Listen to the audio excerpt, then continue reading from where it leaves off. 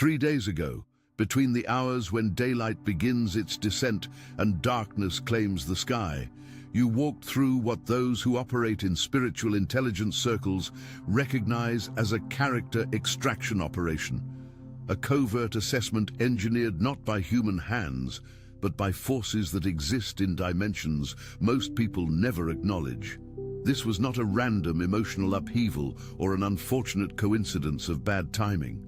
This was a calculated strike, a precision-targeted assault designed to push you past the threshold where performance becomes impossible, where image management collapses, where the masks you wear for the world fall away because you no longer have the energy to hold them in place. You were depleted beyond what you thought you could endure, stripped of the resources you normally use to calculate responses, to filter reactions, to maintain the version of yourself that navigates social expectations and relational dynamics. What you did not realize in those moments of profound exhaustion was that narcissistic entities, both human and spiritual, were running surveillance operations, monitoring your every response, cataloging your reactions, waiting with predatory patience for you to compromise, to retaliate, to choose self-preservation over integrity. They needed evidence, documented proof that under sufficient pressure you would break, that your character was merely performance art that crumbles when the spotlight dims and the audience disappears. The attack you experienced was not emotional turbulence.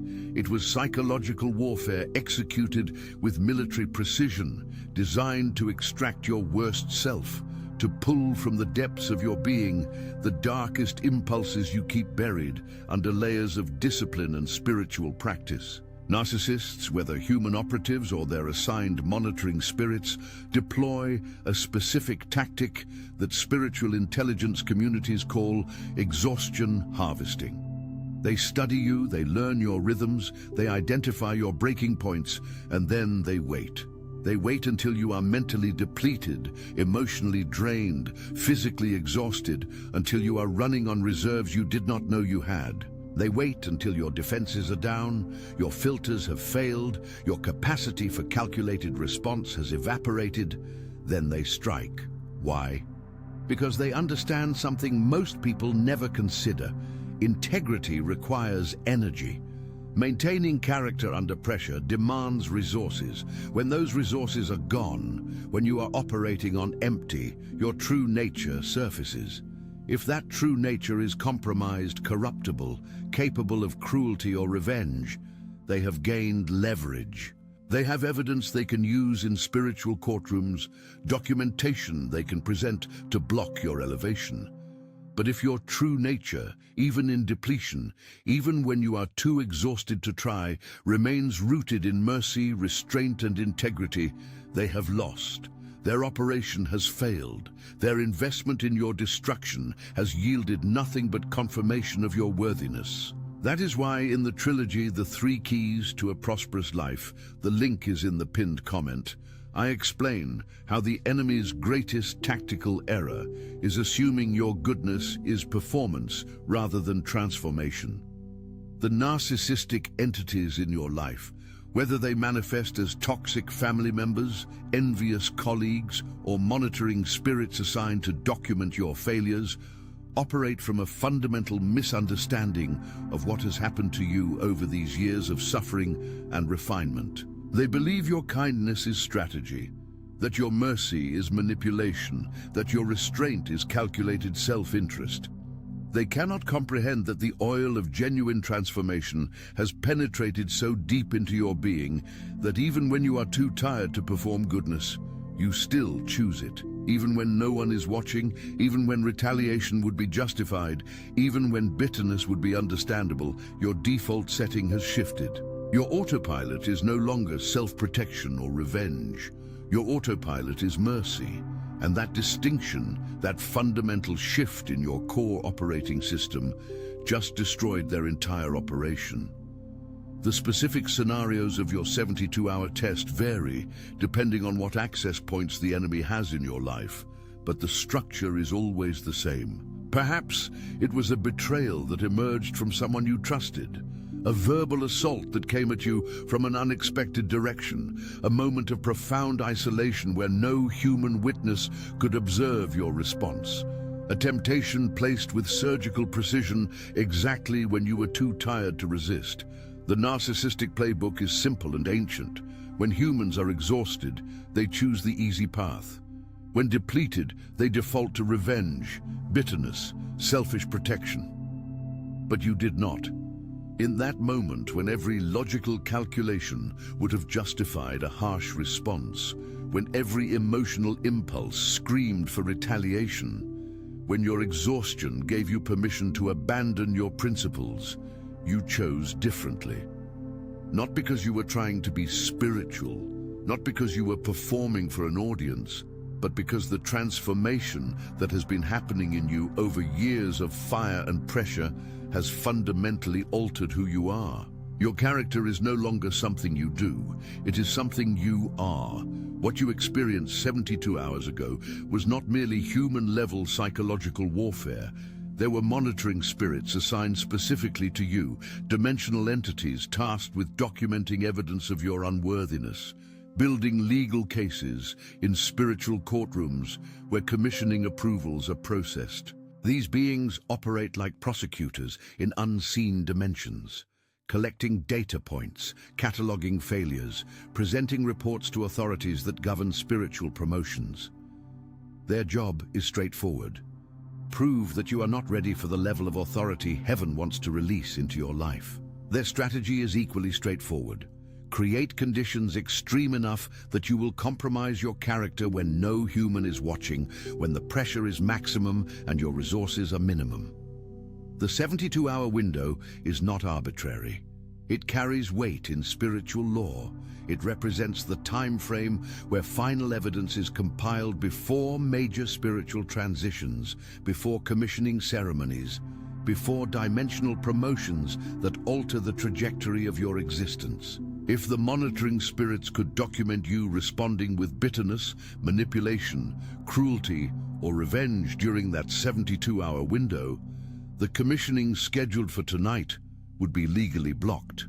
They would have evidence to present before spiritual courts, documentation that would support their claim that you are not ready, that you cannot be trusted with increased authority, that your transformation is incomplete. But something unexpected happened. Your integrity under pressure, your mercy in exhaustion, your restraint when provoked, became the very evidence that fast-tracked your approval. The monitoring spirits submitted their reports, and those reports confirmed what heaven already knew, but spiritual law required to be proven. You are not performing goodness anymore. You are goodness now. The transformation is complete. The oil has penetrated so deep that even when you are too depleted to try, even when you are operating on autopilot, your choices reflect the nature that has been forged in you through years of suffering and refinement. The significance of 3:33 a.m. tonight is tactical and dimensional. That specific moment, when most of humanity is in deep sleep and the collective consciousness reaches its lowest frequency, creates a window where spiritual activity can penetrate physical reality with unusual precision. At that exact moment, your soul, not your sleeping physical body, but your dimensional essence that exists beyond flesh and bone, will stand before what ancient spiritual protocols call the Authorization Council. This is not metaphor. This is actual dimensional activity that happens whether your conscious mind is aware of it or not.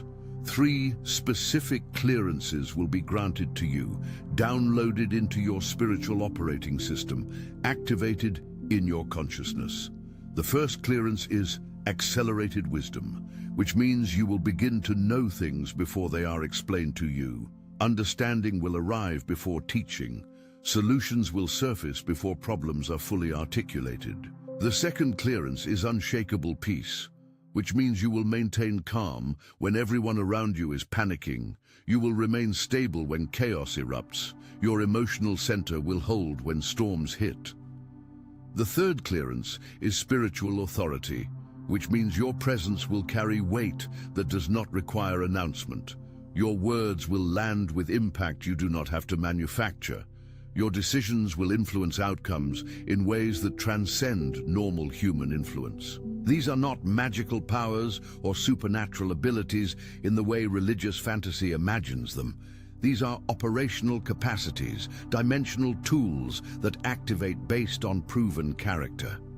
Heaven does not grant authority to those who merely want it or who perform well in religious settings. Heaven grants authority to those who have demonstrated through fire that they will not abuse it, that they will not use it for selfish gain, that they can be trusted to wield power without becoming corrupted by power. Your 72-hour test was the final exam, the ultimate proving ground.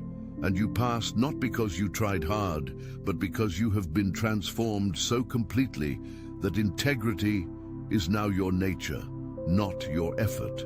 The reason the narcissistic entities and their assigned monitoring spirits deployed such an intense 72-hour assault, investing so much energy and coordination into breaking you, is because they knew your timeline.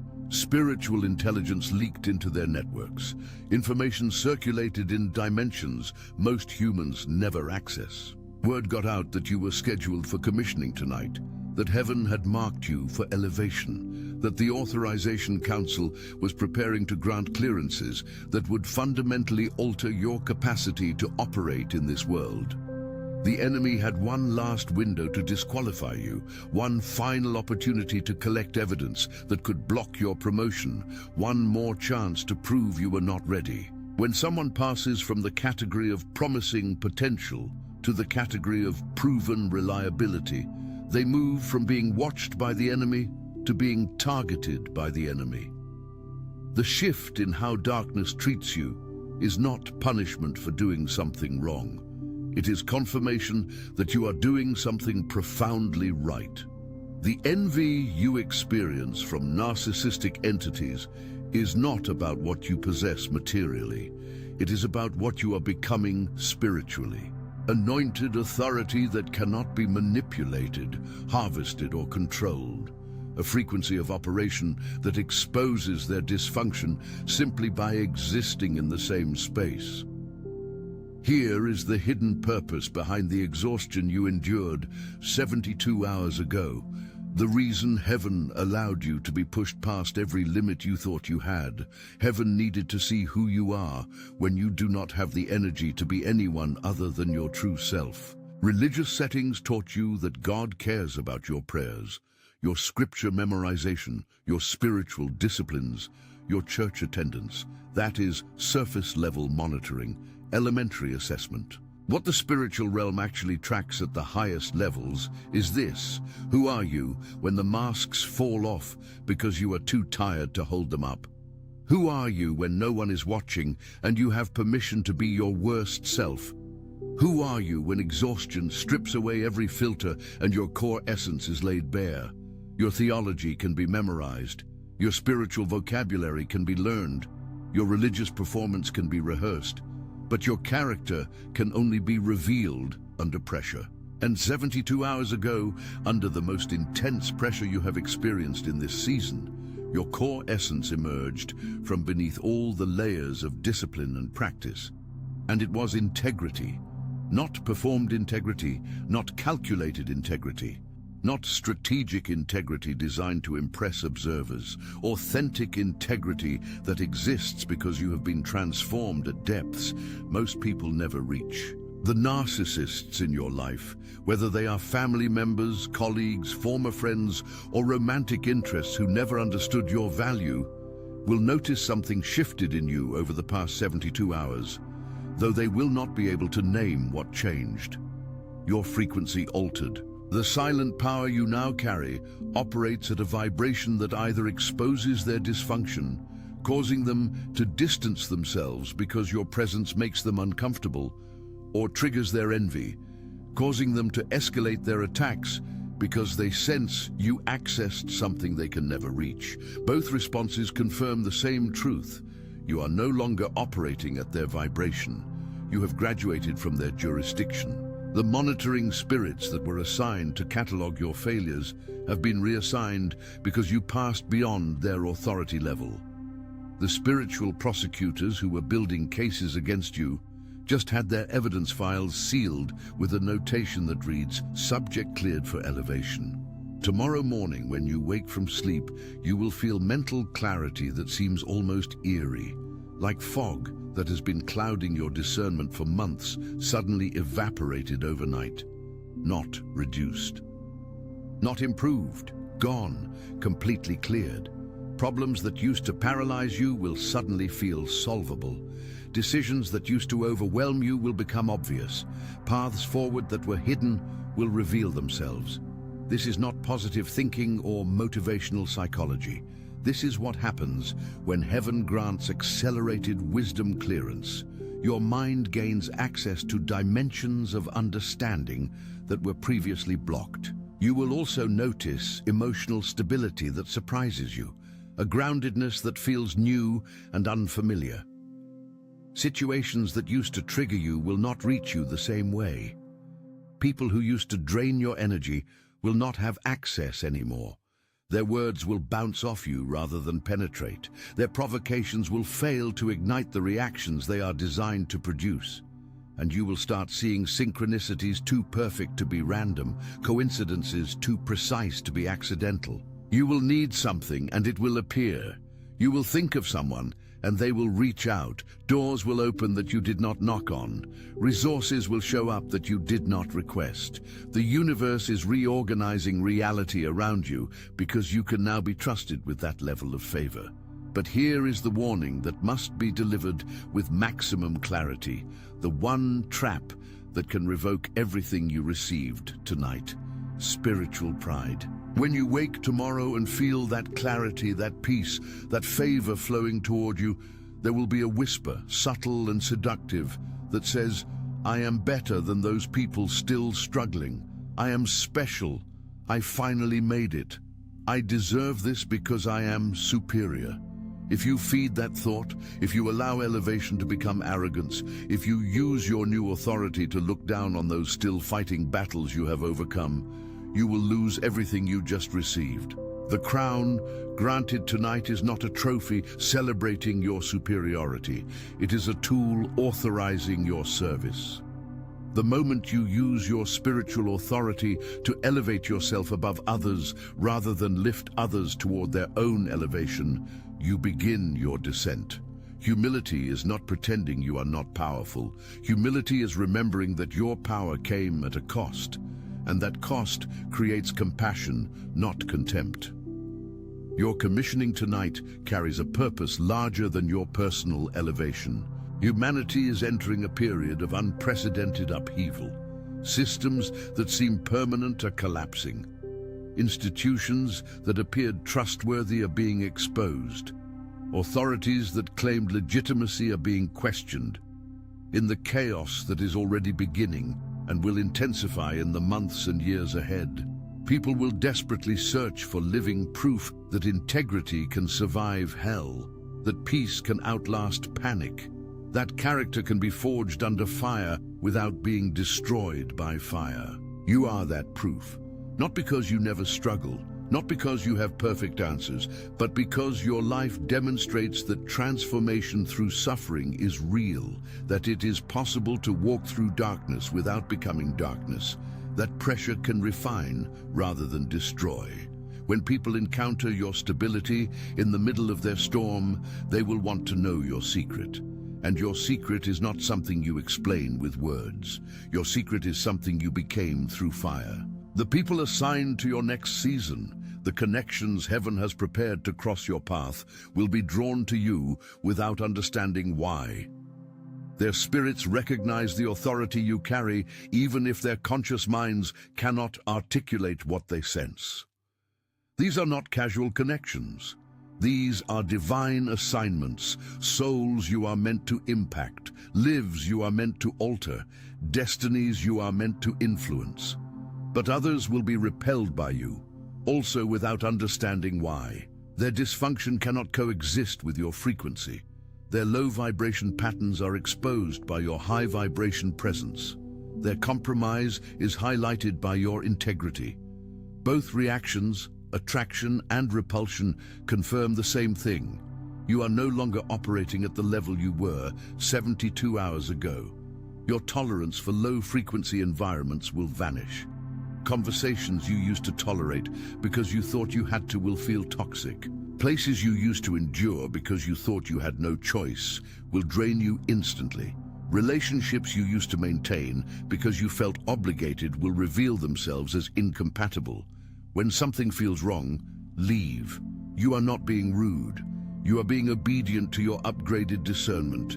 Your spirit knows what your mind is still learning. You cannot fulfill your assignment while remaining in environments that contradict your frequency. Your relationship with time will shift in ways that feel urgent but not anxious. You will sense that time is precious, that moments matter, that every hour carries weight. Distractions that used to consume you will lose their appeal. Entertainment that used to occupy your attention will feel empty. Your purpose is activating at deeper levels, and every moment spent misaligned feels like time stolen from your destiny. This is not anxiety. This is not pressure. This is clarity about what matters. Your finances and resources will move differently. Provision will show up in unexpected ways, often bypassing normal systems and conventional channels.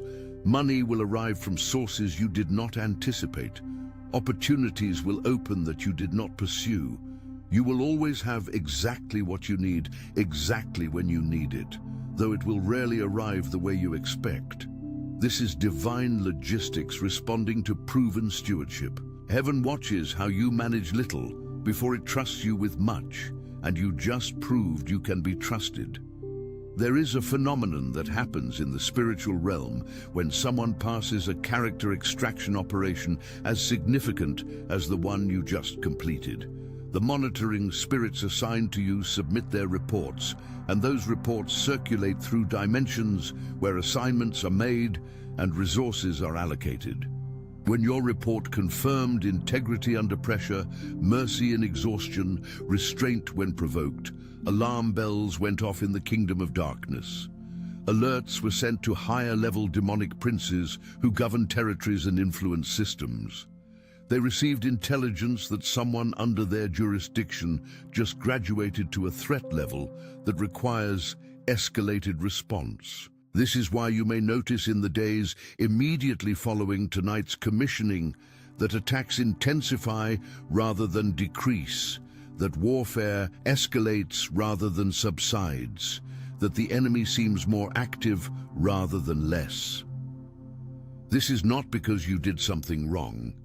This is because you did something profoundly right. When darkness realizes it can no longer control you through manipulation, when it understands you cannot be harvested for its purposes, when it sees you have graduated to a frequency where its normal tactics no longer work, it shifts from subtle influence to overt attack, from covert operation to open warfare. The dream you had, where you were running but your legs would not move, where you were trying to escape but remained frozen in place, where panic rose as the threat approached but you could not generate speed, that was not random neural activity during sleep. That was the enemy's attempt to convince you that effort is futile, that no matter how hard you try, you will remain stuck, that escape is impossible and surrender is inevitable. But here is what the enemy did not account for in that dream warfare. You kept trying anyway. Even when your legs would not move, you did not give up. Even when progress seemed impossible, you did not stop fighting. That dream was a test within the larger 72-hour test, and you passed it the same way you passed the waking tests. Your integrity under pressure is consistent whether you are conscious or unconscious, whether you are awake or asleep, whether witnesses are present or you are alone. The poisoned compliment you received, the praise that felt wrong, even as it sounded flattering, the validation that came wrapped in subtle toxicity, that was narcissistic reconnaissance. The person delivering that compliment was gathering intelligence, testing to see if your ego could be accessed through flattery, if your discernment could be compromised through false validation. When you felt that internal warning, that sense of wrongness, even as your mind registered the words as positive, your upgraded spiritual radar was functioning correctly. Discernment is not paranoia. Discernment is the ability to sense what is beneath what is being presented. Narcissists operate in layers. The surface presentation is always designed to disarm, to lower defenses, to create access. But underneath the flattery is an agenda. Underneath the compliment is a hook. When you felt discomfort rather than satisfaction in response to that poisoned praise, your spirit was protecting you from an access point the enemy was trying to establish. The blatant copying you noticed, where someone took your ideas, your style, your methods, your language, and presented them as their own original creation that was not coincidence or flattery through imitation. That was identity theft, spiritual plagiarism, designed to harvest the anointing you carry and redirect credit for it. Narcissistic entities understand that they cannot create what you create because they do not have access to the source you draw from. So they watch you, study you, analyze your patterns, and then replicate your external expressions while claiming originality. What they do not understand is that your creativity flows from your connection to the divine source, and that connection cannot be copied. They can mimic your words, duplicate your style, steal your methods, but they cannot access your anointing. When you see your own expressions coming out of someone else's mouth, your own concepts being presented as their innovation, do not waste energy on outrage. Recognize it as confirmation that what flows through you is valuable enough to steal, powerful enough to attract plagiarists, anointed enough that the enemy wants to redirect credit away from you. The sleep paralysis you experienced, where you woke unable to move, where weight pressed on your chest making breathing difficult, where you sensed a presence in the room but could not turn your head to see it, that was not a medical condition. That was dimensional warfare, an attempt by monitoring spirits to create enough fear that you would compromise your faith. Enough panic that you would question whether you are truly protected. The enemy understands that your authority is rooted in your confidence in heaven's covering, so it tries to create experiences that suggest you are vulnerable, exposed, unprotected. But even in that paralysis, even in that moment of physical helplessness, you did not curse God. You did not abandon your faith. You did not surrender to fear. That response under pressure, that maintained trust in the middle of terror, became evidence in your favor rather than evidence against you.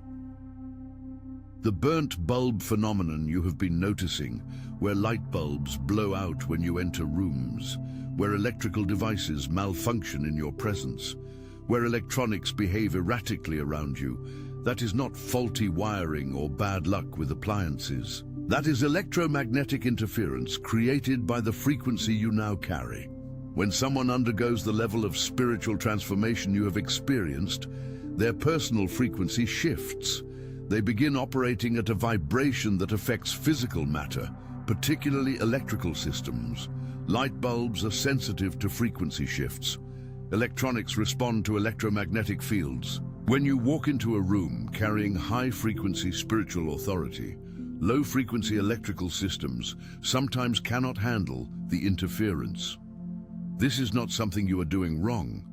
This is physical evidence of spiritual reality. Your presence affects environments at levels most people never notice. The silence that fell in the room when you entered, when conversations stopped mid-sentence, when people suddenly became quiet for no apparent reason, that was not awkward social dynamics. That was demons reacting to your upgraded authority, spiritual entities that operate through people, that influence atmospheres, that maintain certain frequencies in environments. Recognize when someone enters carrying a level of anointing they cannot coexist with. The silence is not people choosing to stop talking. The silence is the spiritual forces operating through those people becoming paralyzed by your presence. This will happen more frequently in the coming weeks. You will walk into spaces and notice immediate shifts in atmosphere. Conversations that were flowing will stop. Energy that was present will dissipate. People will become uncomfortable without knowing why. This is not you doing something wrong socially. This is your frequency disrupting low-vibration spiritual activity, the unexpected betrayal that came from someone close, someone you trusted, someone you invested in, that was not personal failure in your judgment of character. That was the Judas pattern, an ancient spiritual dynamic where someone in your inner circle is assigned to betray you at a specific moment, designed for maximum damage. Every person who walks in high-level spiritual authority will experience a Judas. This is not punishment. This is part of the pattern. The purpose of the Judas is not to destroy you, but to reveal who cannot go with you into your next season. The betrayal forces separation that you would not have chosen on your own, because loyalty and compassion would have kept you tied to someone who was assigned to limit you. When the betrayal happens, the pain is real and the wound is deep, but the purpose is surgical. Someone who would have hindered your next level just removed themselves from your life. And they did it in a way that ensures you will not let them back in. The animal that reacted strangely to someone you brought into your home. The dog that barked at a visitor you considered a friend. The cat that hissed at someone you trusted, that was not random pet behavior. Animals sense spiritual activity that humans trained to ignore social cues often miss. That dog was not being aggressive without reason. That dog sensed something attached to that person, a spiritual frequency that triggered the animal's protective instinct. When a dog barks at